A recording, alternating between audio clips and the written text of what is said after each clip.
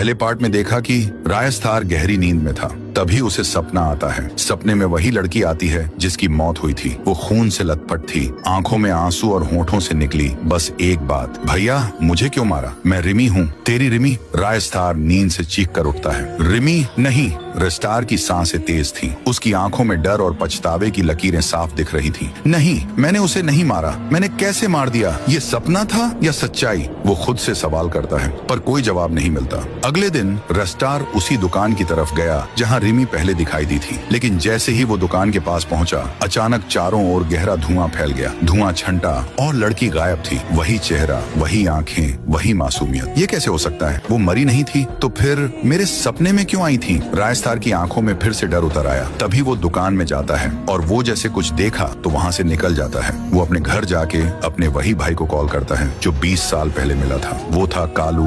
कुछ ही देर में कालू काली जैकेट पहने उसके सामने था। रेस्टार बोला, मुझे उस लड़की को ढूंढना है, चाहे जो भी करना पड़े। रिमी मेरी बहन थी जिसे उन्होंने मुझसे छीन लिया था। तभी दिखाया जाता है रिमी को। उसको गुंडों ने कैद करके रखा था। तभी एक काली कार वहाँ रुकती है। एक दरवाजा खुलता है। बाहर निकलता है वो दरिंदा जिसकी आंखों में जलती नफरत थी। तेरे भाई ने मेरी दुनिया तबाह कर दी, अब मैं तुझे उसकी सजा दूंगा। रिमी चिल्लाई, मेरा भाई कहाँ है? बताओ कौन है वो? गुंडा हंसते हुए बोला, अब तो तुझे भी मरना है। वैसे भी तुम दोनों फिर कभी मिल नहीं सकोगे। और तभी वहाँ ब्लैक स्क्रीन छा जाती है। कुछ समय बाद रेस्टार को कॉल आता है, रिमी मिल गई है, खुफिया अड्डे पे आ जा, लेकिन जल्दी। रेस्टार गाड़ी लेके निकल पड़ता है। टायरों की आवाज, सिर पर पसरा अंधेरा और दिल की धड़कनें सब तेज हो जाते हैं। जैसे ही वो वहाँ पहुँचता है, सन्नाटा छा जाता है। एक सूखा पेड़ और उसी पर लटकी होती है कालू की लाश, खून से सना हुआ चेहरा। रेस्टार के पैर कांप जाते हैं। तभी एक धीमी आवाज सुनाई देती है, भाई। रेस्टार पीछे मुड़ता है। वही रिमी, खून से लथपथ, फटी आंखें और जली हुई स्किन। मैं रिमी हूँ, तुम्हारी रिमी।